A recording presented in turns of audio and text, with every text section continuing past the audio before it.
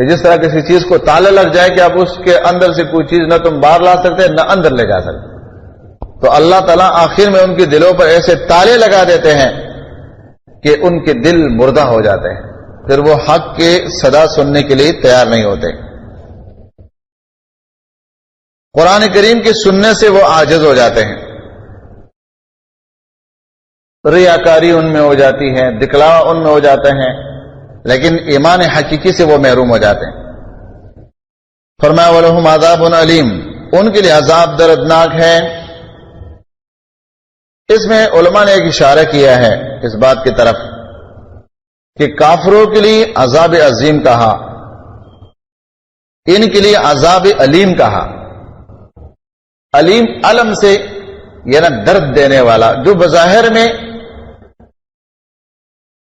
اس کا بڑا چرچا نہ ہو، عظمت نہ ہو، لیکن اندر اندرونی خانہ جس کو کہتے ہیں، اندر سے ان کو زیادہ تکلیف دے۔ تو چونکہ ان کی بیماری اندر کی بیماری ہے، ظاہر میں ان کے اوپر اسلام کا لبادہ ہے اور حقیقت میں یہ منافق ہے، تو اس لیے فرمایا وَلَهُمْ عَذَابٌ عَلِيمٌ، ان کے لیے عذاب دردناک ہے، بِمَا كَانُوا يَكْذِبُونَ، بسبب ان کی جھوٹ بولنے کے، جھوٹ بولتے تھے وہ۔ اب دیکھیں آپ یہاں پر یہ اشارہ کہ کسی کا یہ کہنا کہ میں اللہ کو مانتا ہوں، رسول کو مانتا ہوں، قرآن کو مانتا ہوں، حدیث کو مانتا ہوں، کہ یہ جھوٹ ہے۔ اس کو جھوٹ اس لیے کہا کہ جب تک دل میں نہیں ہے، زبان سے کہہ دینا، اس کا عمل برعکس ہونا، یہ جھوٹ ہے۔ کہ تصدیق کے لیے ضروری ہے ایمان کے لیے کہ اقرار باللسان والتصدیق بالجنان والعمل بالارکان یزید باطاعت الرحمن وینقص باطاعت الشیطان۔ یہ 5 صفات جو ایمان کے بیان کی ہے کہ الاقرار باللسان، زبان سے اقرار کر لینا، والتصدیق بالجنان، دل سے تصدیق کر لینا، والعمل بالارکان، اور اپنے وجود یعنی جوارح، ہاتھ پاؤں آنکھوں سے عمل کر لینا، اور پھر یہ عقیدہ رکھنا کہ اطاعت یزید باطاعت الرحمن، رحمان کی اطاعت سے یہ بڑھے گا، وینقص باطاعت الشیطان، اور شیطان کے اطاعت سے یہ گھٹے گا، کم ہوگا، یہ عقیدہ رکھنا۔ یہ 5 صفات جو علماء نے ذکر کیے ایمان کے لیے۔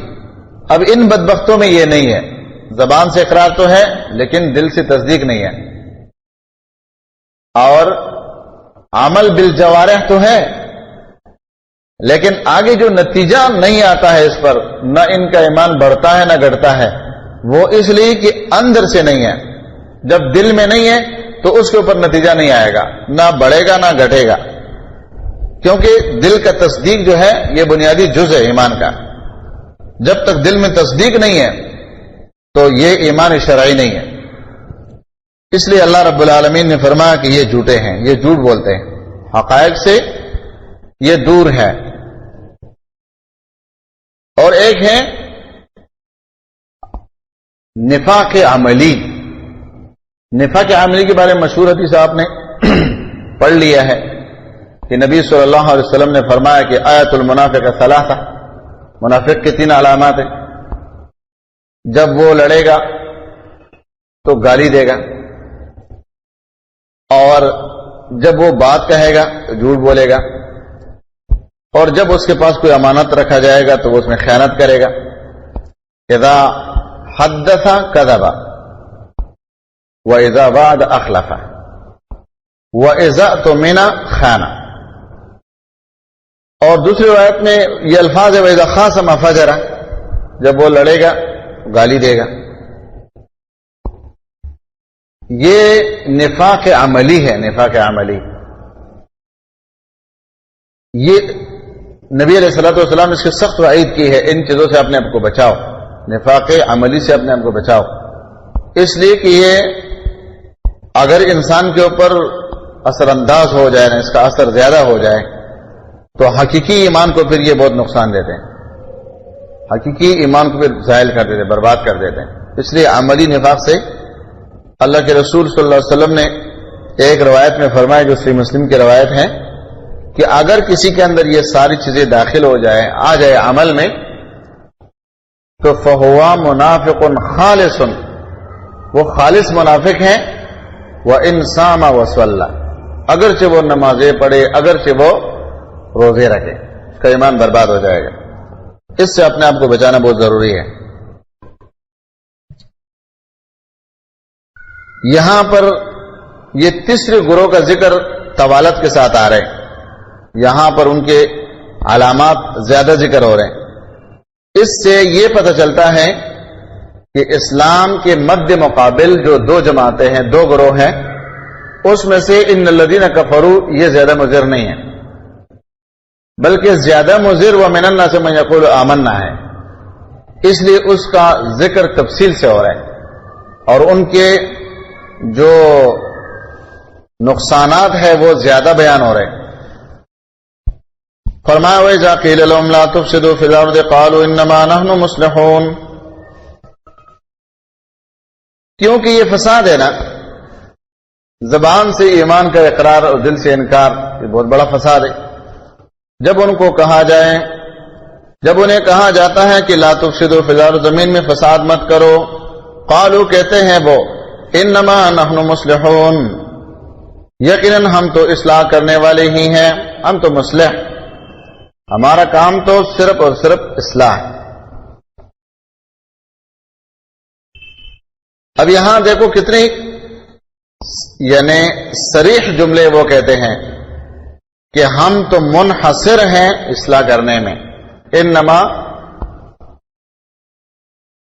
انہوں نے حصر کے لیے استعمال کر لیا کہ انما نحن مصلحون، ہم تو منحصر ہیں، جیسا ہم کہتے ہیں نا ہمارا تو کام یہ ہے کہ لوگوں کی اصلاح کرنا۔ اور اگر آپ دیکھیں گے منافقین کو، تو چاہے وہ چھوٹے سے بستی میں ہو جس کو گاؤں کہتے ہیں، دیہات، وہاں منافقین آپ دیکھیں گے بڑے بڑے پگ بگڑی باندھے ہوئے، یا بڑی لاٹھی ہاتھ میں لیے ہوئے، یا بڑے بڑے تیبند باندھے ہوئے، جس بستی میں بھی ہوتے ہیں، بڑے فسادی ہوتے ہیں۔ اگر آپ ان سے پوچھیں گے تو وہ کہتے ہیں ہمارا کام تو خیر پھیلانا ہے۔ اگر بڑے سطح پر آپ جائیں گے حکمران طبقے تک، تو حکمرانوں کی زبان پر ایک ہی لفظ آئے گا کہ ہم تو شر کے بڑے خلاف ہیں، ہم تو شر پسندوں کو نہیں چھوڑیں گے، اور وہ حقیقت میں اصل شر پسند ہوں گے۔ تو وہ کیا کہتے ہیں، انما نحن مصلحون، ہم تو اصلاح پسند لوگ ہیں، ہمارا کام تو صرف اصلاح ہے، ہم شر پسندوں کو نہیں چھوڑیں گے۔ اللہ فرماتے ہیں الا انہم هم المفسدون، خبردار یقینی طور پر بلا شبہ وہی فساد کرنے والے ہیں، ولکن لا یشعرون، لیکن وہ نہیں شعور رکھتے ہیں، بے شعور ہیں۔ اب جن کو فساد میں اور اصلاح میں فرق نظر نہیں آتا ہے، مصلح اور مفسد، جب اس کی تمیز ان کو حاصل نہیں ہے تو وہ لاکھ دفعہ کہہ دے کہ ہم مصلح ہیں، ان کے کہہ دینے سے تو بات نہیں بنتی ہے۔ اللہ فرماتے ہیں یہ بڑے شریر قسم کے لوگ ہیں، حقیقت میں یہ مفسد ہے۔ فساد جو ہے، فساد فی الارض، یہ شروع سے جو لوگ کرتے آئے ہیں وہ مصلحین کو مفسدین کہتے ہیں اور اپنے آپ کو مصلحین کہتے ہیں، جس کی مثال آپ کے سامنے ہے۔ فرعون نے موسیٰ علیہ الصلوۃ والسلام کو کیا کہا کہ یہ فسادی ہے، او ان یظہر فی الارض الفساد، یہ جو شخص ہے اگر ہم نے اس کو دعوت سے نہیں روکا تو ان یبدل دینکم، یہ تمہارے دین کو بدل دے گا اور یا زمین میں فساد پیدا ہو جائے گا۔ اس کے دو معنی ہیں وہاں، ایک یہ کہ دین کو بدل دے گا، سارے لوگ اس کے ساتھ ہو جائیں گے، باپ دادا کا دین تمہارے ہاتھ سے نکل جائے گا، کیونکہ عام لوگوں کو باپ دادا کا دین کا بڑا خطرہ ہوتا ہے ہر جگہ۔ اور اگر باپ دادا کا دین ہم نے جمی طور پر نہیں چھوڑا، کچھ باپ دادا کے دین پر قائم رہے، کچھ موسیٰ علیہ السلام کے دعوت میں چلے گئے، تو فساد ہو جائے گا، پھر ہمارے پاس میں لڑائی ہوگی، اور یہی ہوا پھر جو اس کی نظر میں تھا، خیال میں تھا کہ لڑائی ہوگی۔ تو ہمیشہ سے فساد کا لفظ جو استعمال ہوا ہے وہ مصلحین کے لیے استعمال ہوا ہے، کہ وہ مصلحین کو فسادی کہتے ہیں اور حقیقت میں اپنے آپ کو مصلح کہتے ہیں۔ یہاں پر بھی منافقین کی الفاظ ہے کہ ہم تو اسلام میں منحصر ہیں، اللہ فرماتے نہیں، یہ حقیقت میں بڑے فساد کرنے والے ہیں، ہم المفسدون، یہی فسادی ہے، لیکن ان کو اپنے اس فساد کا شعور نہیں ہے کہ یہ جو کچھ ہم کر رہے ہیں اس سے فساد اور بڑھے گا. جیسے کہ ابھی ہمارے ملک میں ہو رہا ہے نا, تو آپ کا اور میرا اور ہر مسلمان کا یہ یقین ہے کہ ایسے فساد کرنے والوں سے شور اور بڑھے گا. وہ فساد بنا رہے اور اس کو وہ اصلاح کہتے ہیں. دینداروں کو دبانا, دین کو دبانا, قرآن اور حدیث کے مراکز کو دبانا, مسجدوں کو توڑنا, مدارس کو, علماء کو بند کرنا وغیرہ وغیرہ, جو بھی اسباب لوگ استعمال کر رہے ہیں اور کہتے ہیں یہ شرپسند ہے, یہ فسادی ہے. جبکہ یہ مصلحین ہے, قرآن اور سنت اور دین سے اصلاح آتی ہے معاشرے میں, یہ اصلاح کے لیے اللہ نے بھیجا ہے. اور جو وہ لوگ اس کو ختم کرنا چاہتے ہیں وہ حقیقت میں فساد پھیلانا چاہتے, فساد فی الارض کر رہے ہیں, لیکن وہ اپنے آپ کو کیا کہتے ہیں؟ مصلح ہے. سبب اللہ نے کیا بیان کیا؟ ولکن لا یشعرون, ان کو شعور نہیں ہے. اگر ان کو یہ شعور ہو جائے, اگر ہمارے ان حکمرانوں کو یہ شعور ہو جائے کہ اگر ہم مخلص مسلمان ہو جائے تو آج جو دوسروں کے اوپر حملہ آور ہوتے ہیں یہ ہمارے شدائی, ہمارے چوکیدار ہوں گے. یہ شعور اگر ان کو آ جائے تو اس سے بہترین کوئی محافظ ہو سکتے ہیں؟ محافظ تو اصل میں وہ ہے جو اپنے آپ کو فدا کر دے اور آپ کو بچائے, اور یہی صفت صرف اور صرف ایمان والوں میں. سب لوگ بک سکتے ہیں, مومن نہیں بکتے. مومن صرف جنت پر بک چکا ہے. ان اللہ اشتری من المؤمنین, اللہ نے اشترا جو کیا ایمان والوں سے وہ جنت کے بدلے میں کیا, دنیا کے بدلے میں وہ نہیں بکتا ہے. جتنے بھی لوگ بکتے ہیں وہ مومن نہیں ہوتے, ان میں خامی ہوتی ہے تب بکتا ہے, وہ منافق ہوتے ہیں. جس طرح ہمارے بڑے بک چکے ہیں اس لیے کہ مومن نہیں ہے. تو اللہ تعالیٰ نے ان کے شعور کی نفی اس لیے کی ہے کہ ان کو شعور نہیں ہے. فرمایا وَإِذَا قِيلَ لَهُمْ آمِنُوا, جب کہا جائے ان سے کہ ایمان لاؤ, كَمَا آمَنَ النَّاسُ, جس طرح ایمان لائے ہیں لوگوں. یہاں پر لوگوں سے مراد کیا ہے؟ آمن الناس, مانا آمنت اصحاب الرسول صلی اللہ علیہ وسلم, کیونکہ ان کا ایمان میں عیار ہے. فَإِنْ آمَنُوا بِمِثْلِ مَا آمَنْتُمْ بِهِ فَقَدِ اهْتَدَوْا.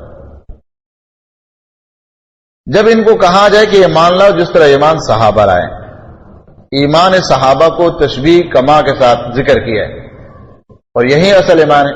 ان کا ایمان ایمان معیاری ہے. ایمان معیاری آپ کسی بھی اصول کے اعتبار سے پڑھیں, ابو بکر کے واقعات آپ پڑھے, عمر کے پڑھے, عثمان کے پڑھے, علی کے پڑھے, جمیع صحابہ کے پڑھے رضی اللہ تعالی عنہم اجمعین, وہاں سے آپ کو یہ بات ملے گی کہ ابو بکر کے قول کو صحابہ رد کرتے ہیں حدیث کے مقابلے میں, عمر کے قول کو صحابہ رد کرتے ہیں حدیث کے مقابلے میں, علی کے قول کو رد کرتے ہیں حدیث کے مقابلے میں, عثمان کے قول کو رد کرتے ہیں حدیث کے مقابلے میں. یہ صحابہ کا ایمانی معیار ہے کہ جہاں اللہ کے رسول کی بات آ جائے یا قرآن کی بات آ جائے وہاں دوسرے کی بات کو فوراً رد کرتے ہیں. یہ اصل معیار ہے. ایک ہوتا ہے نا اعمال میں تفاوت, اعمال میں تفاوت سارے صحابہ میں ہو سکتا ہے, کوئی زیادہ عمل کرنے والا کوئی کم, کسی سے گناہ ہو گیا, اپنے گناہ پر ندامت کی وجہ سے ان کو سزا کے لیے اپنا آپ پیش کرنا پڑا, یہ سب کچھ چیزیں اپنے جگہ ہوگی. لیکن یعنی تناظر ایمان میں جب آپ دیکھیں گے, چھوٹا سے چھوٹا صحابی ہو, بڑے سے بڑا ہو, ایمان اتنا حاوی ہے. یہاں تک ایک لونڈی کی مثال لے کر آپ بات کو آگے چلائیں کہ جب نبی صلی اللہ علیہ وسلم نے بریرہ سے پوچھا کہ بریرہ تیرے خاون جو ہے, سابقہ خاون, تو آزاد ہو گئی ہے, اب تیرا خاون جو ہے وہ تجھے چاہتا ہے. قانون یہ ہے کہ جب میاں بیوی دونوں غلام ہو, اس میں سے بیوی اگر آزاد ہو جائے تو وہ اپنے خاون کو چھوڑ کر آزاد آدمی سے نکاح کر سکتی ہے. بریرہ کو عائشہ نے آزاد کر دیا رضی اللہ عنہا نے, اس نے کہا میں آزاد آدمی سے شادی کرنا چاہتی ہوں. خاون جو تھا اس کا غلام تھا. انہوں نے اللہ کے نبی سے شکایت کی بطور اپیل کہ آپ بریرہ سے کہہ دیں کہ مجھ سے اپنا رشتہ نہ توڑے. رو رہے تھے. جب نبی علیہ الصلوۃ والسلام نے بریرہ سے کہا تو اس نے کہا اللہ کے رسول صلی اللہ علیہ وسلم اتأمرنی ام تشاورنی, آپ مجھے حکم دے رہے ہیں یا مشورہ دے رہے ہیں. اب دیکھیں نا ایک لونڈی کے ایمان دیکھو, اگر آپ حکم دیتے ہیں علی الرأس والعین پھر ہم آگے کچھ نہیں کہیں گے, یہی میرا خاون ہے, مجھے پسند ہے یا نہ پسند ہے. اگر آپ مجھے مشورہ دے رہے ہیں تو میں آزاد آدمی سے نکاح کرنا چاہتی ہوں اور اس غلام کے ساتھ مزید زندگی نہیں گزارا. اب اللہ کے نبی کے صحابہ, صحابیات, پھر یہاں تک کہ لونڈی کا ایمان دیکھو. تو اس لیے اللہ رب العالمین نے فرمایا کہ صحابہ کے ایمان معیاری ہے. کہ وہ ایمان کے حقائق کو سمجھتے تھے. اور وہ حدیث کے عین اللہ، وہ بھی لونڈی کا واقعہ ہے بخاری مسلم میں کہ اللہ کہاں ہے؟ اس نے کہا علی العرش فوق السماوات. من انا، میں کون ہوں؟ تو جواب میں کیا کہا؟ عبد اللہ و رسولہ. ایک تو اس باطل نظریے کا رد کیا جو نور من نور اللہ کا بندہ قرار دیا اور اللہ کا رسول ہے جو سب سے عظیم منصب ہے رسالت. اللہ کے نبی نے فرمایا هذه مؤمنۃ، یہ مومن عورت ہے، اعتقها، اس کو آزاد کرو. اب یہ صحابیات میں سے لونڈیوں کا ایمان ہے جو کہ غلام اور لونڈی جو ہے وہ خدمت میں مصروف رہتے ہیں، دینی باتوں کو سننا، علم کو سمجھنا، علمی مجالس میں آزادانہ طور پر رہنا، ان سے تو وہ بہت دور ہوتے ہیں. لیکن جب لونڈیوں کا، غلاموں کا یہ ایمان ہے تو آزاد صحابہ کا ایمان کتنا قوی ہوگا. تو اس لیے یہاں پر جو ایمان ہے وہ صحابہ کا بطور تشبیہ کما آمن الناس، جیسے صحابہ ایمان لائے ہیں. قالوا، انہوں نے کہا نؤمن کما آمن السفہاء، کیا ہم ایمان لائے جس طرح کی ہے بے وقوف ایمان لائے ہیں، سفیہ، نا سمجھ، سفہاء. اب دیکھیں یہ کتنے قوی حرکت ہے کہ نبی صلی اللہ علیہ وسلم کے صحابہ کو سفیہ کہنا، اور یہ اس بات کی علامت ہے کہ جو لوگ صحابہ کا مذاق اڑاتے ہیں یا صحابہ پر انگلی اٹھاتے ہیں یا ان کے خلاف بولتے ہیں تو یہ ہر دور کے منافق ہے، چاہے ہمارے اس دور کے ہو اہل تشیع وغیرہ، اور چاہے اس دور کے ہو. جو صحابہ کے اعمال پر عیوب کرتے ہیں، عیب نکالتے ہیں اس میں، ان کے عقائد، نظریات، فکر پر، تو ان کی حقیقت میں کیا ہے؟ ایمان باللہ اور بالآخرت نہیں ہے حقیقت میں. کیونکہ صحابہ کرام کے بارے میں ان کے مختلف اقوال قرآن کریم نے نقل کیے، بادی اور رائے. یہ لوگ تو سرسری خیال رکھنے والے ہیں، گہرائی میں نہیں جاتے ہیں. جس طرح آج بھی لوگ کہتے ہیں نا بھائی تمہارا تو اپنے قبیلے کو خیال نہیں ہے، اور اگر ایسا ہو جائے گا تو ہجرت کرنا پڑے گا، ایسا ہو جائے گا تو تمہارا مال بھی حذف ہو جائے گا، ایسا ہو جائے گا تو تم کو جیل میں ڈال دیں گے. یہ تم کیا باتیں کرتے ہو؟ فوج آ جائے گا، پولیس آ جائے گی، فلاں آ جائے گا. منافقین کا یہ شیوا ہوتا ہے کہ ان کی نظریں دنیائی مفادات پر ہوتی. وہ اس لیے صحابہ کرام کو بے وقوف کہتے تھے، سرسری نظر رکھنے والے، اور ظاہری اسباب پر نظر رکھنا اور گہرائی میں نہ دیکھنا، پس پش جو منظر ہے اس پر نگاہ نہ ڈالنا، دنیاوی مفادات کو چھوڑ کر آخرت پر نظر رکھنا، یہ ان کا ایک فکر تھا. تو اللہ تعالیٰ ان کی اس قباحت کو بیان کر رہا ہے، کما آمن السفہاء، جس طرح یہ بے وقوف لوگ ایمان رائے ہیں. صحابہ کرام کو بے وقوف کہنا یہ ان منافقین کا ایک سخت جملہ ہے. بے وقوف مانا خفیف العقل، کمزور عقل والے، جن کے عقل کے اندر نقصان ہے، بے وقوفی ہے ان میں. اللہ رب العالمین نے فرمایا الا انہم هم السفہاء، خبردار یقیناً وہی لوگ بے وقوف ہیں، ولکن لا یعلمون، لیکن وہ نہیں جانتے. نہ جاننے کی وجہ سے، وہ بے علم ہونے کی وجہ سے وہ اپنے صفاحت کو نہیں سمجھتے. حقیقت میں سفیہ تو وہ خود ہے. اب اس سے بے وقوف اور کیا ہو سکتے ہیں؟ جو کسی جماعت میں، کسی فکر میں اپنے آپ کو شامل کرنے کا اعلان کرے اور پھر ان کا سوچ اور فکر اور خیال حقیقت میں ان کے خلاف، یہ تو بہت بڑی بے وقوفی ہے. اگر ہونا ہے تو ان کے ساتھ ہو جاؤ یا ان کے ساتھ ہو جاؤ، کافروں کے ساتھ ہو جاؤ یا ایمان والوں کے ساتھ ہو جاؤ. یہ درمیان میں کیا مصیبت میں آپ نے آپ کو ڈالے ہوئے ہیں. اور منافق جو ہوتا ہے یہ یقینی طور پر پرلے درجے کا بے وقوف ہوتا ہے، اس لیے کہ اس کے دونوں جانب سے خوف ہوتا ہے. مسلمانوں سے بھی ان کا خوف رہتا ہے، کافروں سے بھی ان کا خوف رہتا ہے. اور جو کافر ہوتا ہے اس کا صرف ایمان والوں سے خوف ہوتا ہے، مومن ہوتا ہے اس کا صرف کافروں سے خوف ہوتے ہیں اسباب کے تحت. لیکن منافق جو ہوتا ہے اس کا دونوں جانب سے خوف ہوتا ہے. اور اس لیے قرآن کریم کے بعض مقامات پر اللہ تعالیٰ نے ان کو اشارات جو دی ہیں، لا الہ الا ولا الہ الا، تو ان کو مردوں عورتوں میں دونوں میں نہیں ڈالا ہے، درمیان میں ڈال دیا ہے کہ نہ تو ان میں مردانگی کی صفات ہے اور نہ ان میں خواتین کی صفات ہے. یہ دونوں صفتوں میں سے ادواد ہے. ان کو ایسا جو نا ذلت کے طور پر ان کو بعض مقامات پر اللہ رب العالمین نے اشارات دی ہے. کہیں ان کو ٹھیس کہہ دیا ہے کہ ان کو اس بکری کے ساتھ مثال دے دیا ہے کہ وہ اپنے مادے کو ڈھونڈ رہی ہیں، کبھی اس ریوڑ میں گھستی ہے، کبھی اس ریوڑ میں گھستی ہے، صرف اپنے نفسی یعنی جذبات کو ٹھنڈا کرنے کے لیے، نہ اس ریوڑ کے ہے نہ اس ریوڑ کے، اس کو تو اپنا ضرورت پورا کرنا ہے۔ یہ اللہ رب العالمین نے سخت ترین تنبیہ جو ہے نا منافقین پر کی ہے۔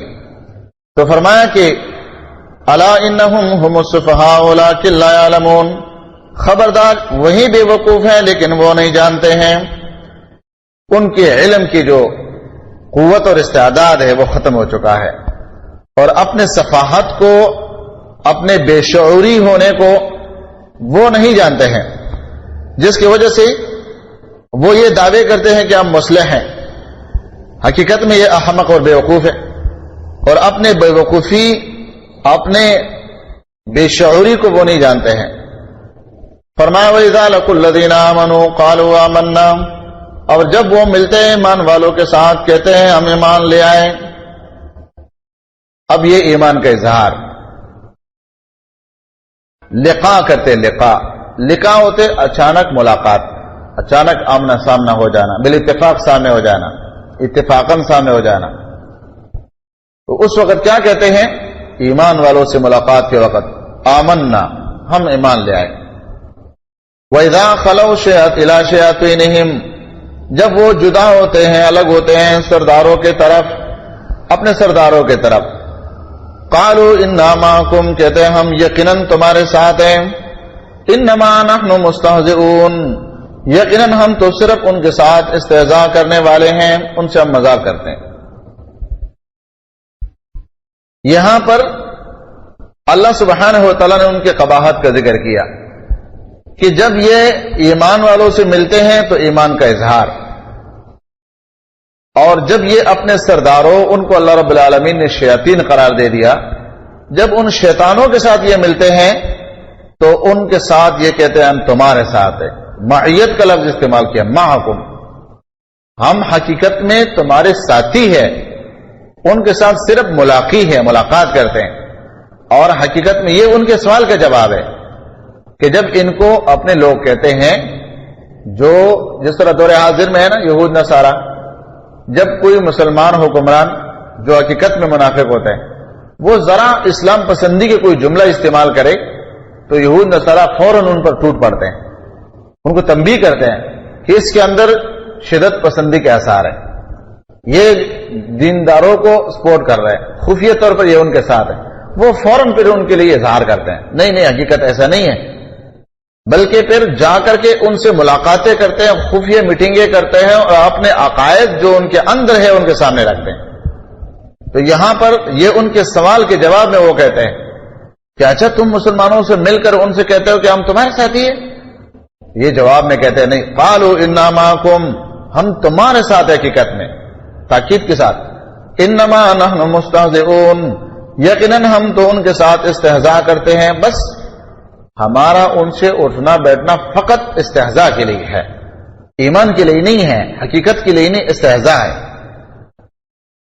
اللہ یستہزئ بہم، اللہ استہزاء کرے گا، اللہ مذاق کرے گا ان کے ساتھ، بہم ان کے ساتھ، ویمدہم فی طغیانہم، بڑھاتا ہے ان کو ان کے سرکشی میں، یا مہون، وہ بھٹکتے پھرتے ہیں۔ یہ اللہ رب العالمین کا استہزاء اللہ کے صفتوں میں سے ایک صفت ہے، اور اس کے لیے کوئی تعویل کی ضرورت نہیں ہے، لیکن یہ اللہ رب العالمین کے ساتھ شان شان جیسے اس کے شان ہے، جیسے اس کے ساتھ لائق ہے۔ اللہ کیسے مذاق کرتا ہے وہ اس کو پتہ ہے، ہمارے ساتھ اس کا کوئی تشبیہ نہیں ہے کہ ہم انسانوں کے ساتھ تشبیہ کریں گے، یہ اللہ تعالیٰ کے لیے حقیقی ثابت ہے کہ اللہ استہزاء کرتا ہے، اور اس کے استہزاء اس کے شان جیسے لائق ہے۔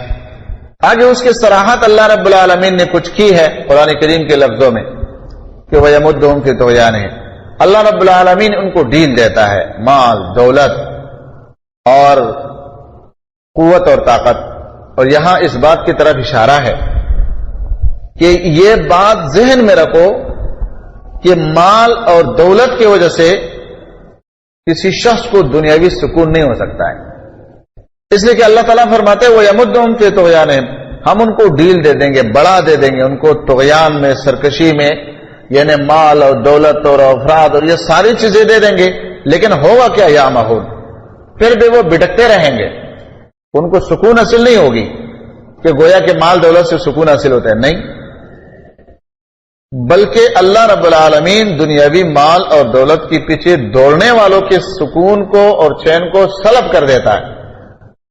اور اگر چین، سکون ہے، اطمینان ہے تو صرف اور صرف اللہ کے دین میں ہے۔ الا بذکر اللہ تطمئن القلوب، دلوں کا اطمینان صرف اللہ کے توحید اور اس پر عمل میں ہے، دین پر چلنے میں ہے۔ تو یہاں پر اللہ سبحانہ و تعالیٰ نے فرمایا کہ اللہ رب العالمین ان کو ڈیل دیں گے استہزاء کے طور پر، اور پھر اللہ رب العالمین نے ان منافقین کا ذکر آگے جا کر کے جیسے سورۃ حدید میں کیا ہے کہ یہ انہی لوگوں کو پکاریں گے جو دنیا میں ان کے ساتھ تھے، ایمان والوں کے ساتھ یہ رہتے تھے، مدینے میں رہتے تھے، پاکستان میں رہتے تھے، جہاں بھی موحدین متبعین کے ساتھ تھے۔ تو جب یہ پولیس صراط پر چلیں گے تو کیا کہیں گے؟ ینادونہم الم نکم معکم، آواز دیں گے ان کو، کیا ہم دنیا میں تمہارے ساتھ نہیں تھے؟ وہ کہیں گے قالوا بلا، ہاں، ولکنکم فتنتم انفسکم، لیکن تم لوگوں نے اپنے آپ کو فتنے میں ڈالا تھا، تم لوگوں نے اخلاص کے ساتھ اللہ کا دین قبول نہیں کیا تھا، منافق تھے، فتنے میں ڈالنے کی وجہ سے۔ اور تم کیا تھے؟ تم شک میں پڑے ہوئے تھے، شک میں، اسلام غالب ہوگا، کفر غالب ہوگا۔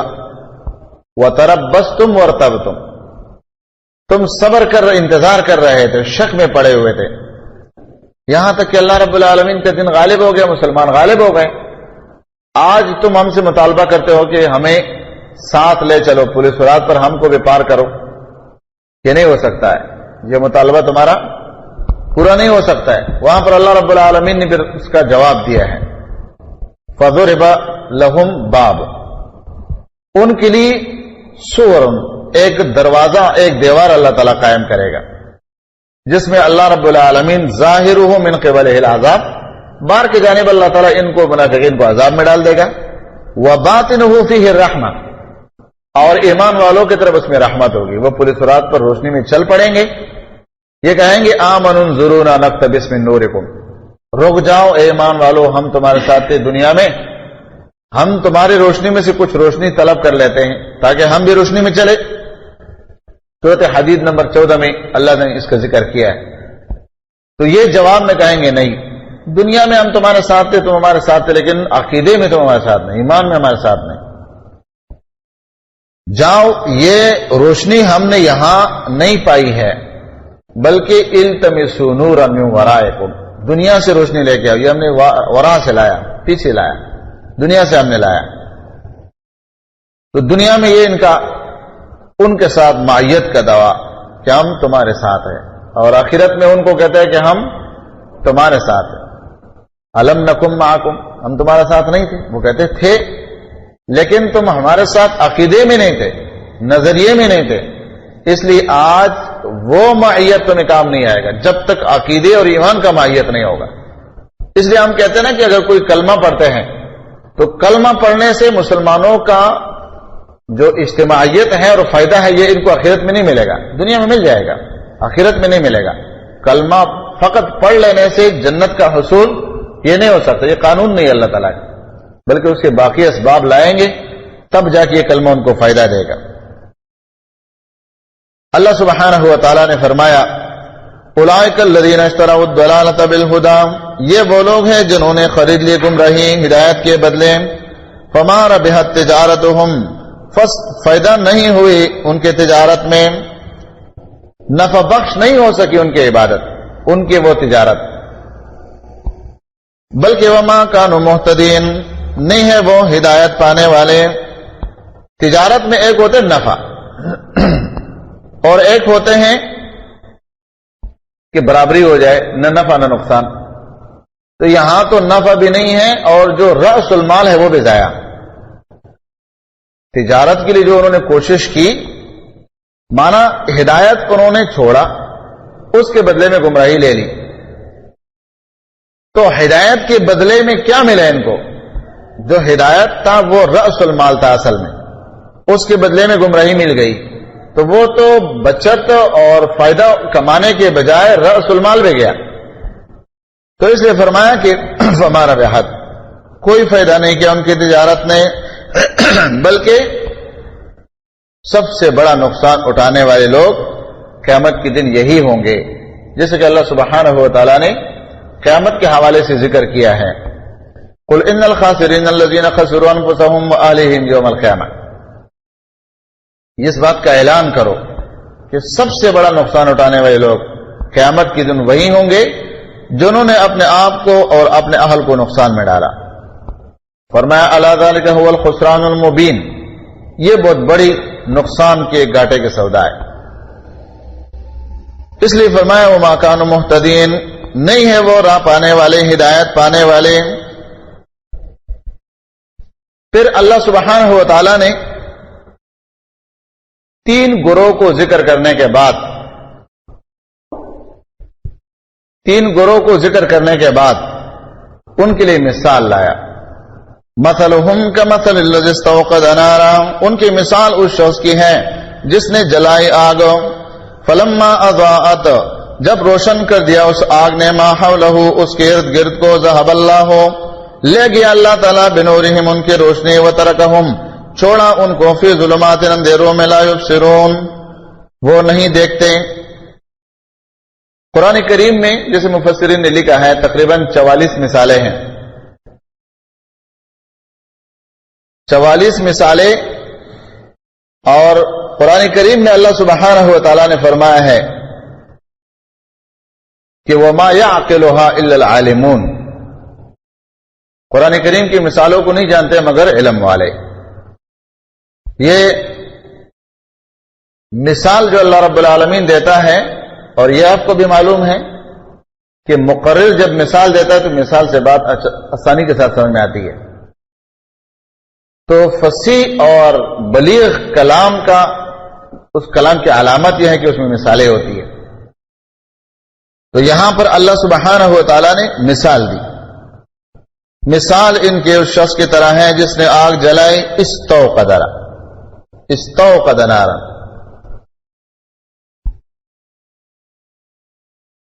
جب روشنی ہو گئی ان کے ارد گرد، ذهب اللہ بنورہم، لے گئے اللہ تعالیٰ ان کی روشنی کو، وترکہم فی ظلمات لا یبصرون.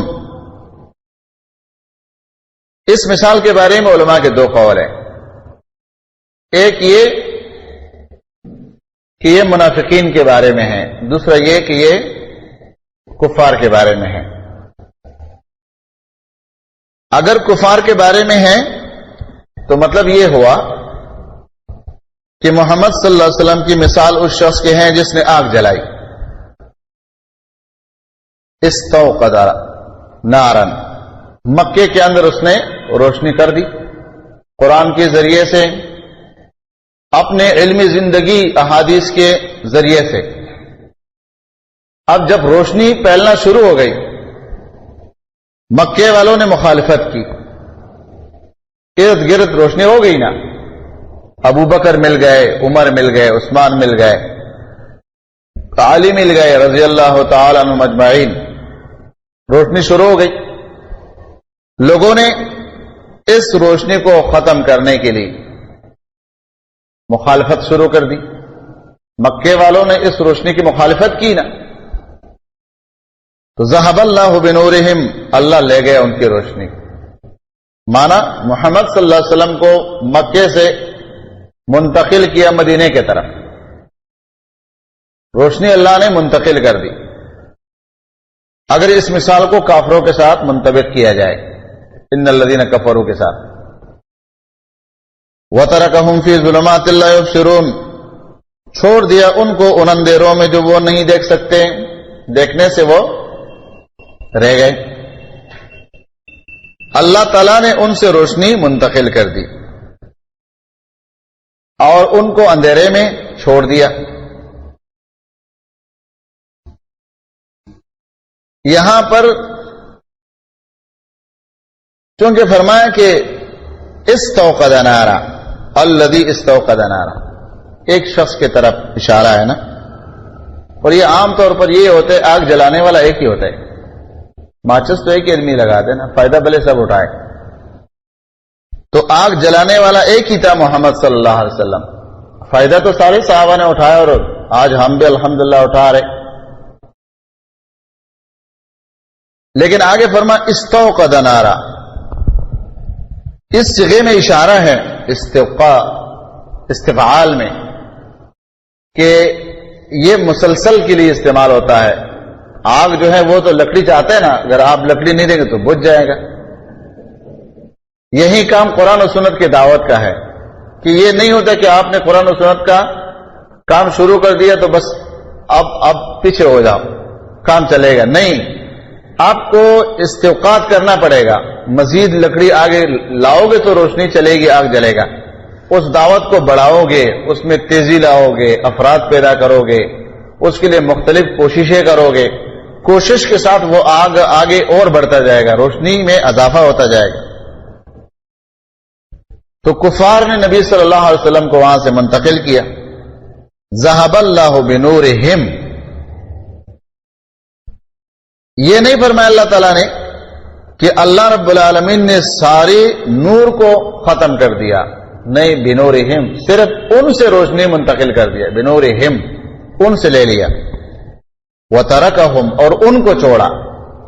یہ نہیں کہ روشنی کو اللہ نے ختم کیا، ان سے روشنی کو منتقل کر دیا اور ان کو اندھیرے میں چھوڑا. صم بکم عمی فہم لا یرجعون، بہرے ہیں، گونگے ہیں، اندھے ہیں، وہ فس نہیں ہے، وہ لوٹتے ہیں حق کی طرف. کیونکہ یہ اسباب پیچھے ہم نے پڑھ لیے. ختم اللہ علی قلوبہم وعلی سمعہم وعلی ابصارہم غشاوہ، یہ اسباب اللہ نے ضائع کر دی، برباد ہو گئے. اس لیے یہاں پر فرمایا کہ وہ اب حق کی طرف پلٹنے والے نہیں ہیں، یہ عنادی لوگ. اور اگر اس مثال کو منافقین کے ساتھ لگائیں تو معنی یہ کہ جب یہ اسلام کی باتیں سنتے ہیں، اسلام والوں کے قریب ہوتے ہیں تو ان کو روشنی ملتی ہے، دین کے حقائق ان کو معلوم ہوتے ہیں. منافقین جو ہے وہ دین کو سمجھتے ہیں، قرآن کیا ہے، حدیث کیا ہے، اس کے اندر فوائد کیا ہے، یہ سب جانتے ہیں. لیکن جاننے کے باوجود جب یہ عملی طور پر، یعنی دل کا عمل جس کو آپ کہہ رہے، دل سے نہیں مانتے، تو اس عمل کی وجہ سے اللہ رب العالمین دین کی اس نعمت کو ان سے سلب کر دیتا ہے. تو آخرت کی اس نعمت سے یہ رہ گئے. دنیا میں تو عارضی فائدہ یہ اٹھا لیں گے، کافروں سے اٹھا لیں گے، مسلمانوں سے اٹھا لیں گے، لیکن جو روشنی کا اصل فائدہ ہے، قرآن کا، سنت کا جو اصل فائدہ ہے، وہ تو وقایت من عذاب الآخرہ ہے نا، آخرت کے تکلیف سے بچانا. تو آخرت کی تکلیف سے ان کو بچاؤ نہیں ملے گا. جب آخرت کی تکلیف سے بچاؤ نہیں ملے گا تو قرآن کی اس روشنی نے ان کو کوئی فائدہ نہیں دیا، بلکہ یہ برباد ہو گئے، سمن بکم عمی ہو گئے. او کصیب من السماء فی ظلمات ورعد وبرق، یا مثال اس زوردار بارش کے سے ہے جو آسمان کی طرف سے ہو یا اوپر کی طرف سے ہو. فی ظلمات، اس میں اندھیرے ہوں، ورعد اور گرج ہوں، وبرق اور بجلی. یجعلون ٹونس لیتے وہ اصابعہم اپنے، یجعلون وہ ٹونس لیتے اصابعہم اپنے انگلیوں کو، فی آذانہم اپنے کانوں میں، من الصواع کے بوجہ کڑکوں کے، حذر الموت اور موت کے ڈر سے، خوف ہوتا ہے ان کو صواعق کا اور موت کا. واللہ محیط بالکافرین، اور گھیرنے والا اللہ تعالیٰ کافروں کو. او تخیر کے لیے یہاں پر اب استعمال ہوا ہے کہ آپ یہ مثال فٹ کرو ان لوگوں پر، یا چاہیں آپ یہ مثال فٹ کرو. دونوں مثالیں آپ اس پر برابر کر سکتے ہیں. سیب یہ لفظ قرآن کریم میں ایک ہی دفعہ استعمال ہوا یہاں پر،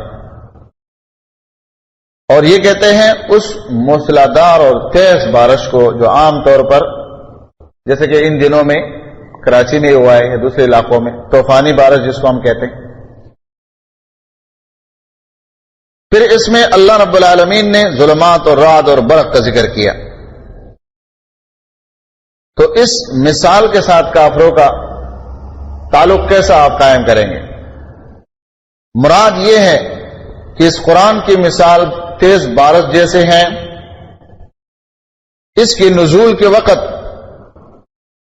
ان لوگوں پر ایسے یہ قرآن لگتا ہے جس طرح تیز بارش میں ظلمات رعد اور برق ہوتے ہیں، اندھیرے ہوتے ہیں، بجلی کی چمک، آوازیں ہوتی ہیں. اب یہ جو لوگ ہیں بارش سے بھاگنے والے، پہلے تو لوگ بارش مانگتے ہیں نا، اللہ بارش برسا دے، لیکن جب بارش آ جائے تو لوگ کیسے بھاگتے ہیں؟ اب بھاگنے والے بھاگتے ہیں، اس کے فوائد پر ان کو نظر نہیں ہوتے کہ اس کے فائدے کتنا ہیں، لیکن وہ بجلی کی آواز، وہ اندھیرا اور وہ چمک، رعد برق، اس سے لوگ کتنا ڈرتے ہیں. اس کی مثال یہ ہے کہ قرآن کریم کی مثال اس تیز بارش کی طرح ہے. اس کے اندر دلائل اس طرح ہے کہ کافروں پر، منافقوں پر اس چمک اور برق اس کی طرح لگتے ہیں، گویا کہ ان کو، ان کے کانوں کو پاڑ دے، ان کے دلوں کو پاڑ دے. منافقین پر بھی قرآن کے دلائل اور مشرکین کافروں پر بھی قرآن کے دلائل اس طرح لگتے ہیں، حالانکہ اس کے اندر چمک ہے، روشنی ہے ایک مومن کے لیے، لیکن کافر کے لیے اس چمک سے خوف ہے. اور وہ آواز. اب بارش کے اوپر عارضی طور پر تھوڑا سا تکلیف تو بندے کو ہوتا ہے نا، لیکن بارش کے فوائد کتنا زیادہ ہے. یہی مثال قرآن اور سنت پر عمل کرنے کی ہے. قرآن کریم پر تو عارضی طور پر تکلیف ہے، کتنا؟ ایک انسان کی زندگی زیادہ سے زیادہ اگر طویل ہے تو بھلے 100 سال ہو جائے، تو 100 سال زندگی آخرت کے مقابلے میں کیا ہے؟ یعنی بارش سے بچاؤ جب بندہ چاہتا ہے، اگر تھوڑی سی دیر کے لیے اس کے کپڑے بک جائے یا اس کو عارضی معمولی نقصان دہ ہو جائے، لیکن تھوڑے سے نقصان پر فوائد کتنے ہوتے ہیں؟ جانداروں میں سے انسان ہو، حیوانات ہو، پرندے درندے چرندے کیڑے مکوڑے، سب کو فائدہ ہوتا ہے. لیکن معمولی نقصان سے بندہ دوڑتا ہے، بھاگتا ہے. یہی مثال اگر آپ قرآن کے فوائد پر آپ منطبق کر لیں تو قرآن کریم پر ماننے کی وجہ سے کتنے نقصانات ہوتے ہیں. یعنی انسان کو سب سے بڑا نقصان اگر دیا جائے تو وہ انسان کو مارنا ہے. قرآن پر چلنے والا، صحیح عقیدہ رکھنے والا، اس کو قتل کر دیا جائے گا نا، تو قتل تو ویسے بھی ایک دن ہونا ہے، چاہے اپنے موت پر ہو بستر پر، چاہے کسی کے ہاتھ سے ہو. بلکہ کسی کے ہاتھ سے شہادت کی موت ہو تو نبی علیہ الصلوۃ والسلام نے فرمایا کہ اس کو ذرا بھی تکلیف نہیں ہوتا ہے، اور مرنے سے پہلے اس کو مقام دکھایا جاتا ہے، اور اس کے مرنے کے بعد اس کی تمام عبادت اس پر جاری رکھا جاتا ہے. اور اس کے لیے یہ خوشخبری جس کو ہم بیان نہیں کر سکتے مختصر وقت میں. تو کہنے کا مطلب یہ ہے کہ بارش کے معمولی فوائد، یعنی معمولی تکلیف سے تو لوگ دوڑتے ہیں، بھاگتے ہیں، لیکن اس کے اثر انداز ہونے والے بہت سارے فوائد پر نظر نہیں رکھتے. یہی مثال قرآن کی ہے. تو مخالف کے لیے یہ قرآن اس طرح ہوتا ہے جس طرح رعد اور برق اور ظلمات، اور اپنے ماننے والوں کے لیے تو عظیم نعمت ہے. فرمایا یجعلون اصابعهم فی آذانهم من الصواعق حذر الموت. مشرکین ایسا کرتے تھے نا، لا تسمعوا لهذا القرآن، مت سنو، بھاگتے تھے اس سے، دوڑتے تھے اس سے. جیسے سورۃ نوح میں اللہ رب العالمین نے فرمایا کہ نوح علیہ السلام نے دعوت دی، لوگوں نے کیا کیا؟ اپنے چادروں کو اپنے سروں پر ڈال دیا، اپنے بدن پر ڈال دیا. کس مقصد کے لیے؟ انی دعوت قومی لیلا ونہارا فلم یزدہم دعائی الا فرارا انی کلما دعوتہم لتغفر لهم جعلوا اصابعهم فی آذانہم واستغشوا ثیابہم واصروا واستکبروا استکبارا ثم انی دعوتہم جہارا. انگلیاں بھی رکھ دی اور انگلیوں کے ساتھ اپنے اوپر چادریں بھی ڈال دی. واستغشوا ثیابہم، سورۃ نوح کے پہلے رکوع میں. تو یہاں پر فرمایا کہ اصابعهم فی آذانہم. اصابع تو جمع ہے نا، لیکن اس سے مراد جو ہے ذکر کل مراد اس کا جز ہے، یعنی انگلیاں جو ایک ہی انگلی بندہ کان میں ڈال سکتے ہیں، ایک میں ایک، دوسرے میں دوسرے، یہ نہیں کہ سارے انگلیوں کو ایک کان میں ڈال دے گا۔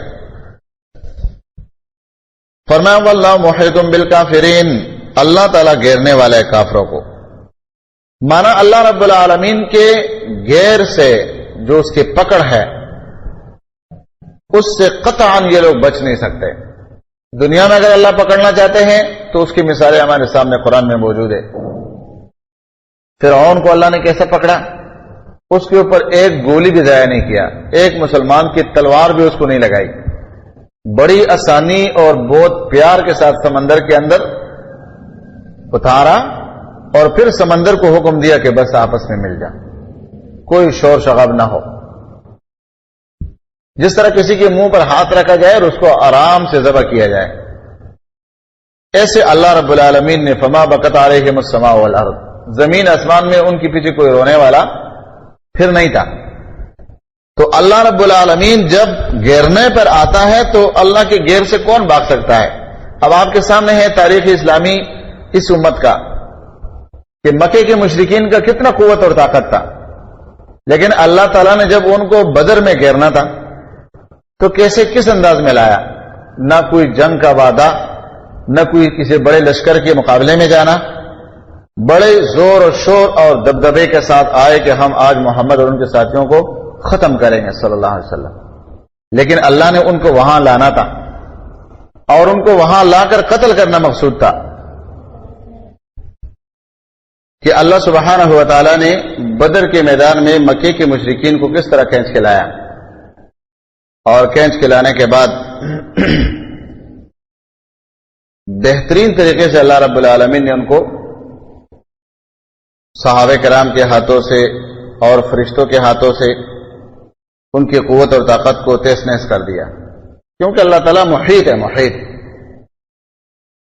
یعنی اگر اس معنی پر ایمان کی قوت سے بصیرت سے دیکھا جائے نا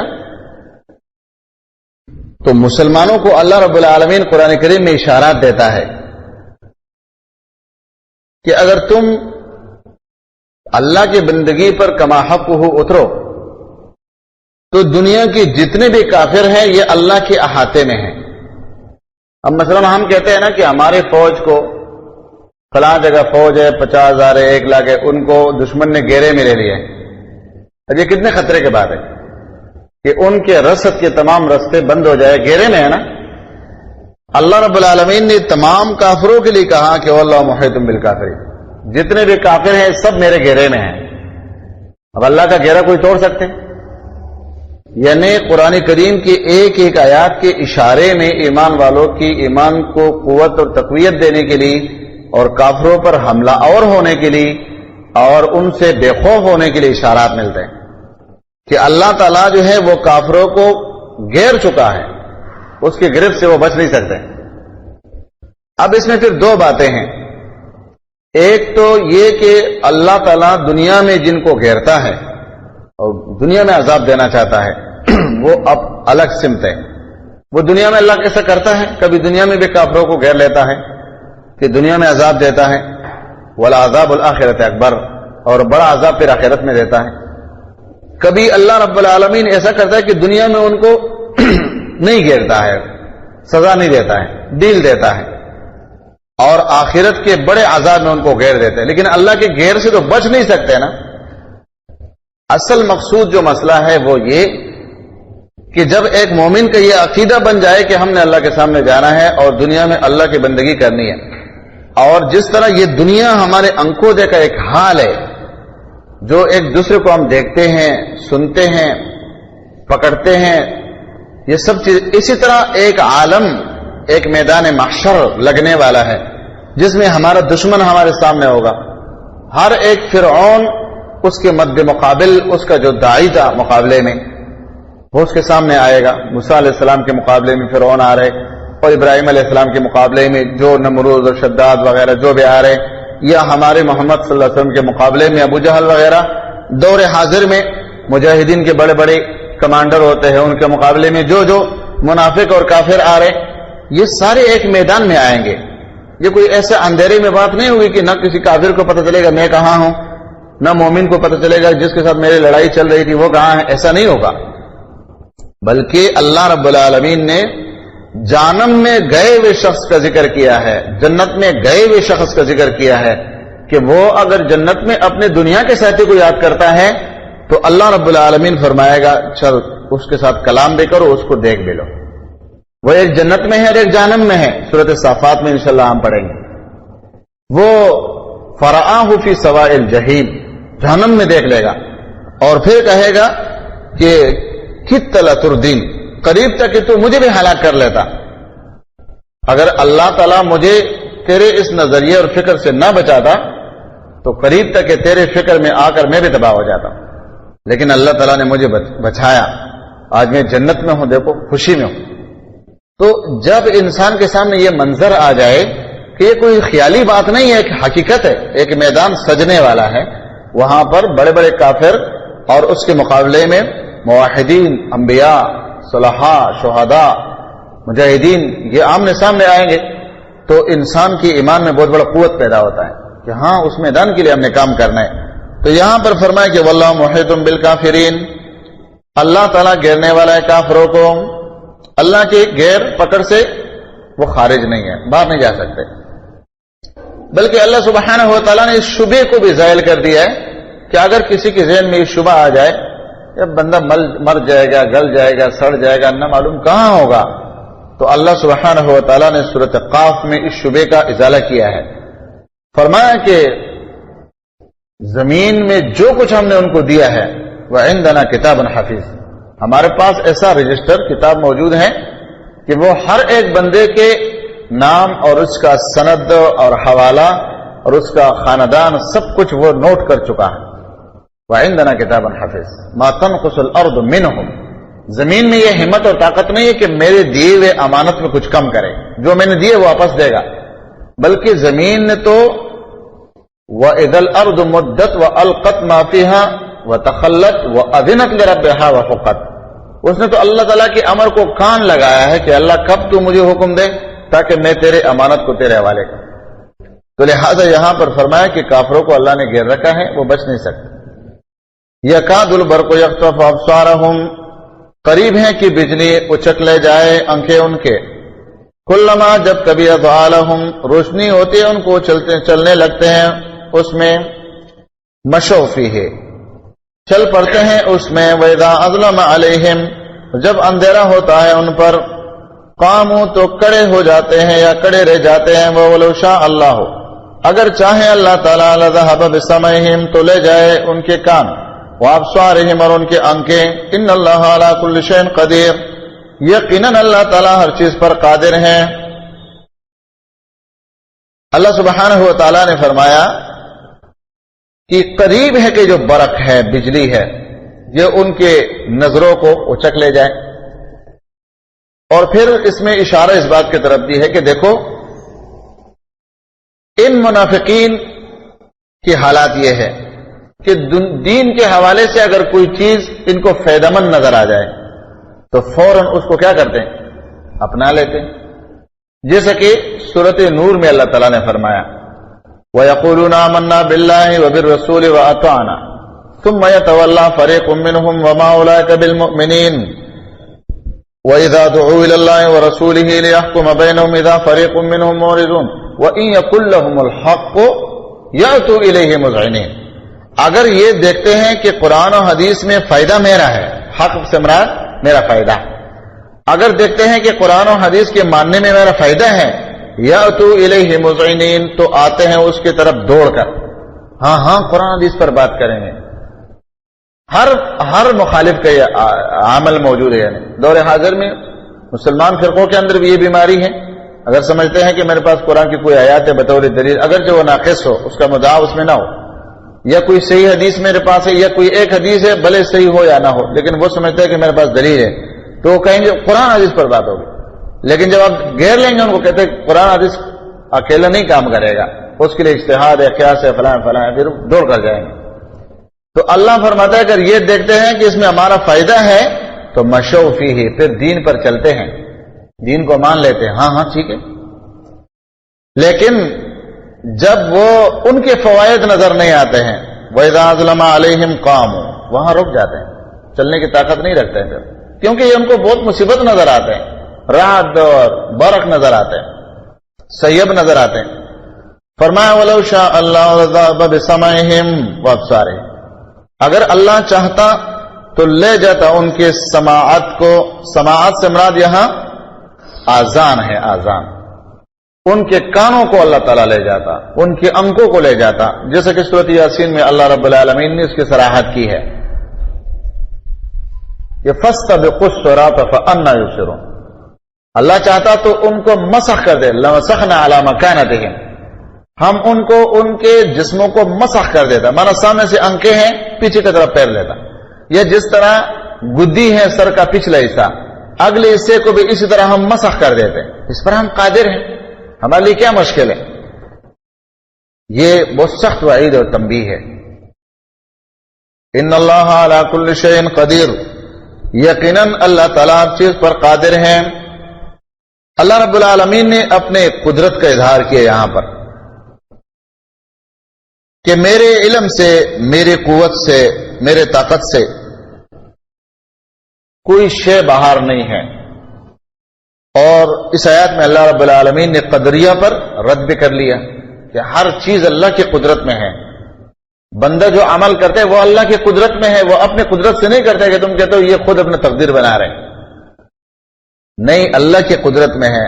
اور یہ بھی اللہ کی قدرت میں ہے کہ یہ بندہ میں پیدا کروں، یہ کرے گا کیا، آنے والے وقت میں جو عمل اس سے صادر ہوں گے وہ اعمال اللہ کے علم میں ہے۔ اس کا ہم ایک دنیائی مثال دیتے ہیں، اگرچہ اللہ کے لیے مثال نہیں ہے لیکن سمجھانے کے طور پر ہم کہتے ہیں کہ دنیا میں پرزے بنانے والے لوگ، مشینیں بنانے والے لوگ، وہ مشین کی گارنٹی دیتے ہیں، کوئی 5 سال، کوئی 10 سال، کوئی 2 سال، کوئی 1 سال۔ یہ کیوں دیتے ہیں؟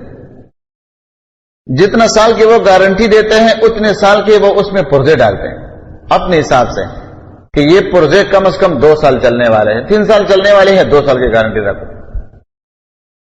تو جب ایک بندے کو اس بات کا علم ہے کہ میرے یہ چیز اتنا عمر چلے گا، اچھا پھر آپ اس میں دیکھو کمپنیوں کو، کہ اگر آپ کسی کمپنی کو فون کریں گے کہ میرا واشنگ مشین خراب ہو گیا یا ڈپریزر خراب ہو گیا یا فلاں چیز خراب ہو گیا، تو وہاں سے جو وہ میکینک کو بھیجتا ہے مخصوص طور پر 2-3 پرزے بھی اس کے ہاتھ میں ہوتے ہیں۔ اب اس کو کیا علم غیب ہے کہ تم جاتے ہو تو یہ پرزے ساتھ لے جاؤ؟ نہیں، کمپنی والوں کو پتا ہے کہ ہمارے اڑنے والے پرزے یہ ہیں، یا بجلی تیز ہو گئی ہے، کم ہو گئی ہے، یا سوئچ لگانے میں غلطی ہو گئی، یا کوئی مسئلہ ہو گیا ہے، اس لیے ہو سکتا ہے یہ فلاں چیز اس میں سے اڑ گیا ہوگا۔ تو جب انسان کو یہ معلوم ہے کہ میں یہ چیز بناتا ہوں، اس میں فلاں فلاں چیز کو میں نے اتنے قوت دی ہے، وہ اتنا سال چلے گا، تو اللہ کے لیے کیا مشکل ہے کہ میں یہ بندہ بناتا ہوں، اس کی یہ کارکردگی ہوگی۔ یہاں کیسے تقدیر والے جو انکار کرتے ہیں کہ اللہ کو تقدیر کا علم نہیں ہے، بلکہ بندہ جو کرے گا تو اس کو پتہ چلے گا۔ یہاں ایک مشین بنانے والے کو اپنے مشین بنانے کے کارکردگی سے پہلے پتہ ہے کہ میرے یہ مشین اتنا عرصہ تک کام کرے گا، اور کام چھوڑے گا بھی تو یہ پرزے کام چھوڑیں گے۔ تو پھر اللہ رب العالمین کے لیے کیا مشکل ہے کہ وہ ایک چیز بنانے سے پہلے وہ سمجھتا ہے، جانتا ہے اپنے علم سابق کی وجہ سے کہ یہ اس کی کارکردگی ہوگی، یہ کام یہ کرے گا، اس میں میں نے یہ پرزے ڈالے ہیں۔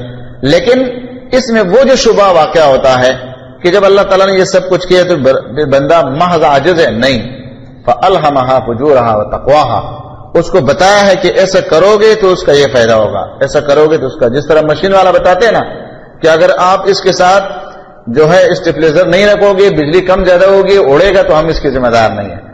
تو یہی کام اللہ نے بندے کے ساتھ کیا ہے کہ پرزے میں نے پورے ڈالے ہیں تمہارے اندر، لیکن اگر آپ نے سوئچ یوں استعمال کیا تو نقصان یوں ہوگا، اگر آپ یوں چلے تو اس کا فائدہ یہ ہوگا۔ اللہ نے بھی یہ کام کیا ہے، تو بندوں کے لیے مانتے ہیں اور اللہ کے لیے نہیں مانتے۔ قدریہ پر یہ رد ہے کہ ان اللہ علی کل شیء قدیر، اللہ تعالیٰ ہر چیز پر قادر ہے۔ ان کے آنکھوں کو اپنے جگہ چھوڑنا اور اس کے جو قوت ہے اس کو ختم کرنا، یا ان کے آنکھوں اور کانوں سمیت ان کو مسخ کر دینا، ان تمام چیزوں پر اللہ رب العالمین قادر ہیں۔ فرمایا ایھا الناس اعبدوا ربکم الذی خلقکم والذین من قبلکم لعلکم تتقون. یہاں تک 3 گروہ کا ذکر آیا. پہلا گروہ قرآن کے دعوت کے نتیجے میں ایمان والے مفلحون تک. دوسرا گروہ قرآن کے دعوت کے نتیجے میں عنادی منکر کافر، وہ عذاب عظیم تک. تیسرا گروہ جو اسلام کے لیے بدترین گروہ ہے،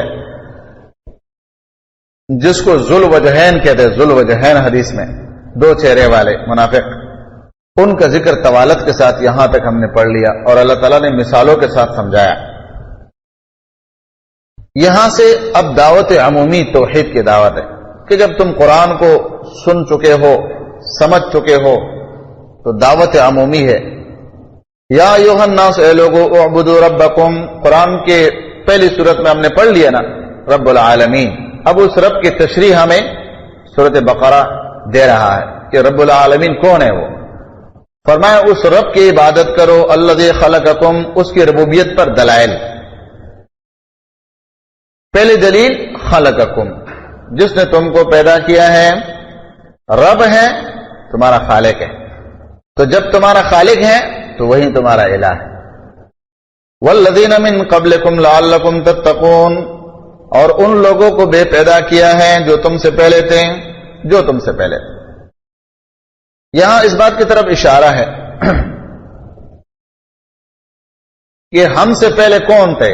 انبیاء اس میں داخل، صالحین اس میں داخل، فرشتے اس میں داخل، جن اس میں داخل. تو فرمایا کہ جو تم سے پہلے تھے ان کو بھی پیدا کرنے والا اللہ ہے. تو اب یہ بتاؤ ان کی تم عبادت کرو گے یا اللہ کی کرو گے؟ عبادت تو اس کی ہوگی جس نے تمہیں پیدا کیا ہے، اور ان کو بھی پیدا کیا جو تم سے پہلے تھے. تو جب ان کا خالق بھی اللہ ہے، تمہارا خالق بھی اللہ ہے، تو صرف بندگی اس اکیلے کی کرنی پڑے گی. اور جیسے کہ سورۃ فرقان کی شروع میں فرمایا والذین اتخذوا من دونہ اولیاء واتخذوا من دونہ آلہۃ لا یخلقون شیئا وهم یخلقون ولا یملکون لانفسهم ضرا ولا نفعا ولا موتا ولا حیاتا ولا نشورا. جن کو یہ اللہ کے ماں سوا پکارتے ہیں، نہ انہوں نے کوئی چیز پیدا کیا ہے بلکہ وہ خود پیدا کیے گئے ہیں. وہ اپنے لیے نفع نقصان کے مالک نہیں ہیں، وہ تو اس کے بھی مالک نہیں ہیں کہ وہ قبروں سے کب اٹھیں گے. ان کو تو یہ شعور بھی نہیں ہے، نہ اپنے آپ کو زندہ کر سکتے مرنے کے بعد، پیدا کرنا تو دور کی بات ہے. تو یہاں پر فرمایا کہ والذین من قبلکم لعلکم تتقون. تقوی وقایا مطلق، کہ جب تم ایک اللہ کی بندگی کرو گے خالص تو پھر تم کو بچاؤ ملے گا، اللہ کے عذاب سے بچ جاؤ گے. توحید اللہ کی عظیم نعمت ہے. اگر جہنم سے بچاؤ کا کوئی راستہ ہے تو اللہ کی توحید. اللہ کے توحید کے بغیر جہنم سے بچنے کا کوئی راستہ نہیں. لعلکم تتقون، تاکہ تم متقی بن جاؤ. کامل تقوی اللہ کی توحید کے بغیر نہیں آ سکتا. ایک انسان ہے وہ بھلے وعظ نصیحت کے وقت روتا بھی ہے، اس کے سر پر پگڑی بھی ہے، لباس بھی سنت کے مطابق سب کچھ ہے، لیکن اللہ کی توحید اس میں نہیں ہے تو وہ متقی نہیں ہو سکتے، کیونکہ اس عبادت پر اس کو جہنم سے نجات نہیں مل سکتا ہے.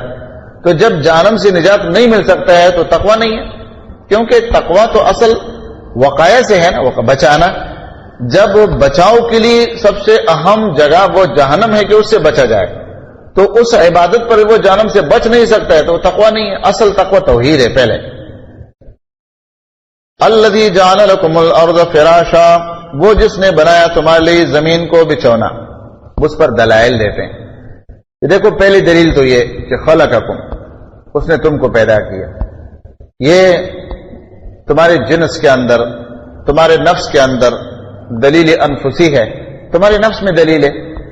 پھر تم سے پہلے جن کو تم پکارتے ہو ان کو بھی اسی اللہ نے پیدا کیا. پھر وہی اللہ ہے جس نے تمہارے لیے زمین کو فرش بنایا. والسماء بناء، اور آسمان کو تمہارے لیے چھت بنایا. وانزل من السماء ماء، اور نازل کی اس نے آسمان سے پانی. یہ دلائل اللہ تعالیٰ کی رب ہونے کے، اس کی عبادت کے حقدار ہونے کے، زمین کا فرش بنانا، آسمان کا چھت بنانا، آسمان سے پانی کا نزول کرنا، فَأَخْرَجَ بِهِ مِنَ الثَّمَرَاتِ رِزْقًا لَكُمْ، پس نکالا اس کے ذریعے سے تمہارے ثمرات، رزق، لکم تمہارے لیے، تمہارے فائدے کے لیے۔ اب اس میں لکم لطعامکم نہیں ہے، لکم ہے، کیونکہ بعضی چیزیں وہ پہننے کے لیے ہے، بعضی بچانے کے لیے ہے، بعضی سایبان بنانے کے لیے ہے، لکم لانتفاعکم، تمہارے فائدے کے لیے۔ فلا تجعلوا للہ اندادا، پس تم نہ بناؤ اس کے ساتھ شریکا وانتم تعلمون، حال یہ ہے کہ تم جانتے ہو۔ معنی یہ کہ یہ تمام اسباب، ان تمام سببوں کا خالق کون ہے؟ اللہ۔ جب ان تمام سببوں کا خالق اللہ ہے تو پھر وہی عبادت کا مستحق، وہ اکیلے اس لائق ہے کہ اس کی عبادت کی جائے، کسی اور کو حق حاصل نہیں کہ اس کے سامنے جھکا جائے۔ زمین کو فرش بنانا، آسمان کو چھت بنانا، بغیر عمدن ترونہا، بغیر ستونوں کا، جس کو تمہیں نظر بھی آتا ہے، ستون کوئی نظر نہیں آ رہے تمہیں، آسمان کی طرف سے پانی کا نزول، کیونکہ من جانب السماء ہے، اگرچہ وہ بادلوں سے ہو۔ پھر اس میں مختلف اقوال ہے کہ بادلوں سے پانی کا اترنا ہوتا ہے، بادلوں سے اوپر بارش محسوس نہیں ہوتا ہے۔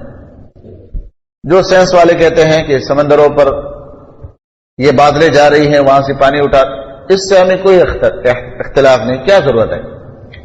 اللہ رب العالمین فرماتے ہیں کہ ہم آسمان سے بارش اتارتے ہیں، اتارنے والا اللہ ہے، جہاں سے بھیجے، اوپر سے بادلوں میں بھیجے، سمندروں سے بادلوں کے ذریعے سے اٹھائے، لیکن برساتا ہے اللہ سبحانہ و تعالی آسمان کی جانب سے۔ پھر اس کے ذریعے سے اللہ رب العالمین مختلف میوے نکالتا ہے، اور جس کی وضاحت قرآن نے کی ہے کہ یسقا بماء واحد، اللہ تعالیٰ ایک قسم کا پانی کھیتی کو دیتا ہے، لیکن ایک کھیتی کے اندر مرچی کا حال دیکھو، کیلے کا ذائقہ دیکھو، نیمبو کا ذائقہ دیکھو، یعنی میٹھا، کڑوا، کھٹا، جو بھی ذائقے تمہیں محسوس ہوتے ہیں، ان سب کو یسقا بماء واحد، ایک قسم کا پانی پلایا جاتا ہے، لیکن ان کے تمام ذائقے بالکل مختلف، فی الاکل، لذت میں بالکل مختلف، مختلف الوانھا، رنگ میں مختلف۔ فرمایا رزق لکم، تمہارے فائدے، تمہارے رزق کے لیے۔ جب یہ سارے کام تم جانتے ہو، وانتم تعلمون، کیونکہ اس میں کوئی بھی مشرک انکار نہیں کرتے، قرآن کریم میں آگے صراحت کی ہے نا، وَلَئِن سَأَلْتَهُم مَّنْ خَلَقَ السَّمَاوَاتِ وَالْأَرْضَ لَيَقُولُنَّ اللَّهُ، یہ سب کہیں گے اللہ نے، تو اس لیے اللہ فرماتے ہیں وانتم تعلمون، اس بات کو تم جانتے ہو کہ سب کچھ اللہ نے کیا ہے۔ تو جب یہ تم جانتے ہو تو فلا تجعلوا للہ اندادا، تم نہ بناؤ اللہ کے لیے شریک، انداد ندن کے جمع، اللہ کے لیے شریک نہ بناؤ۔ پھر یعنی یہ مانا کہ جب خالق تمہارا بھی اللہ، جن کو تم اللہ کے شریک بناؤ گے ان کا خالق بھی اللہ، اور تمہیں کھلانے والا جن کو تم شریک بناؤ گے ان کو کھلانے والا بھی اللہ، ان کے لیے تمہاری زمین آسمان کو فرش اور چھت بنانے والا بھی اللہ۔ تو آپ بتاؤ کہ پکار کا لائق پھر کون ہے؟ اللہ ہی ہونا چاہیے، اور اللہ ہی ہے۔ تو اس لیے فرمایا فلا تجعلوا للہ اندادا، یہ اللہ تعالیٰ کا بہترین انداز ہے کہ بندے کو سمجھانا ایسے انداز سے کہ کل کو وہ کسی قسم کا عذر نہ کر سکے کہ اللہ مجھے معلوم نہیں تھا، کیونکہ نبی صلی اللہ علیہ وسلم نے فرمایا کہ اللہ رب العالمین کو عذر بہت پسند ہے، عذر کو بہت پسند کرتا ہے، اس لیے اللہ رب العالمین نے بندوں کے عذروں کو ختم کرنا ہے کہ وہ قیامت کے دن عذر پیش کرے گا، تو اللہ کو تو عذر پسند ہے، اب معاف کرنا چاہیے پھر۔ تو اس لیے تمام عذروں کو عقل سلیم کے ذریعے سے، انبیاء کے ذریعے سے، کتابوں کے ذریعے سے، مختلف دلائل کے ذریعے سے ان کے تمام عذروں کو ختم کرنا مقصود ہے۔ تو اس لیے فرمایا فلا تجعلوا للہ اندادا، نہ بنا تم اللہ کے لیے کوئی شریک ہو، وانتم تعلمون، اور حال یہ ہے کہ تم جانتے ہو، یہ اللہ تعالیٰ کے توحید کے دلائل تمہیں سب معلوم ہے۔ اور اس حقیقت کو تم یقینی طور پر جانتے ہو، لہذا اللہ تعالیٰ کے ساتھ شریک بنانے سے اپنے آپ کو بچاؤ. جیسے سورۃ الذاریات میں فرمایا کہ وما خلقت الجن والانس الا لیعبدون، انسانوں جنوں کو ہم نے صرف اپنے بندگی کے لیے پیدا کیا. تو اب جو بھی انسانوں میں سے جنوں میں سے ہے وہ اللہ کی بندگی کریں گے نا، تو تم اس کی بندگی کیوں کرتے ہو؟ وہ سب جب اللہ کی بندگی کے لیے ہے تو تم بھی تو اللہ کی بندگی کے لیے ہو. نبی کے لیے بندگی نہیں کر سکتے ہو، ولی کے لیے نہیں کر سکتے ہو، فرشتے اور جن کے لیے نہیں کر سکتے ہو، کیونکہ وہ خود اللہ کی بندگی پر مامور ہے. جیسے کہ سورۃ فرقان میں اس کے جواب آتے ہیں کہ جب اللہ تعالیٰ ان سے پوچھیں گے اَأَنْتُمْ أَضْلَلْتُمْ عِبَادِي هَؤُلَاء، تم لوگوں نے میرے بندگوں کو، یہ جو بندے ہیں، گمراہ کیا تھا. قَالُوا سُبْحَانَكَ مَا كَانَ يَنبَغِي لَنَا أَن نَّتَّخِذَ مِن دُونِكَ مِنْ أَوْلِيَاءَ، اے اللہ تیرے لیے پاکی ہے شرک سے کہ تیرے علاوہ کسی اور کو ہم ولی بنا لے. جب ہم خود اے اللہ تجھے ہی پکارتے تھے تو ہم نے ان کو کیسے گمراہ کیا؟ ان کو ہم یہ کیسے کہتے کہ ہمیں پکارو، ہمارے تک رسائی کرو، یا علی کا ہو، یا رسول اللہ کا ہو، یا عبد القادر جیلانی کا ہو؟ نہیں نہیں، یہ ہم نے کبھی نہیں کہا ہے. بل متعتهم وآباءهم حتى نسوا الذکر وكانوا قوما بورا، بلکہ اللہ تو نے ان کو اور ان کے بڑوں کو مہلت دیا تھا زندگی کا، اور یہ سرکش قوم تھے جنہوں نے تجھے چھوڑ کر کسی اور کو پکارا ہے. اور دوسرے مقام پر اللہ تعالیٰ نے فرمایا کہ یہ اللہ کے صالحین بندے کہیں گے بل كانوا يعبدون الجن، بلکہ انہوں نے شیطانوں کی عبادت کی ہے. شیطان کے کہنے پر یہ سب کچھ کیا ہے. اس لیے اللہ رب العالمین نے فرمایا وَأَنْتُمْ تَعْلَمُونَ، حال یہ ہے کہ تم اس عقیدے اور نظریے کو جانتے ہو کہ تمام چیزوں کا خالق اللہ ہے، تو لہذا وہی بندگی کے حقدار ہے. اللہ تعالی ہم سب کو عمل کرنے کی توفیق عطا فرمائے.